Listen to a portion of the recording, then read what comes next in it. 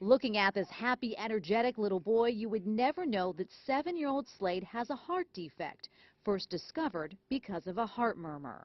I was shocked. I was afraid. I didn't know, like, if he was even going to make it. You know, they just said it was a murmur. He had to go to the cardiologist, and I didn't know what to even think. It hit me really hard by surprise. Eagle caps. Amy Lynn Ballston says her son was just a year old when the doctors told her he had a heart murmur, which turned out to be a sign of something more serious. He has, it's called left ventricular non-compaction cardiomyopathy, which means the left side of his heart is enlarged and full of crevices.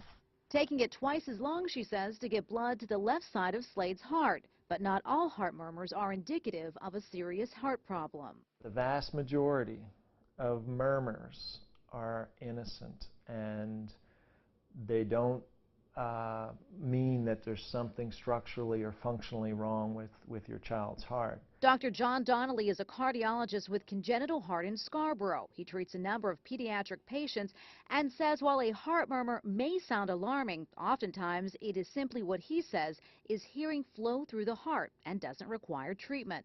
But there are times when a heart murmur is a sign of a bigger problem.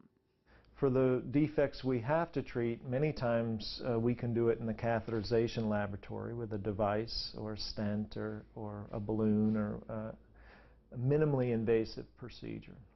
And for even more serious defects, he says they have to operate. As for Slade, he sees a cardiologist once a year, and his only restriction is team sports.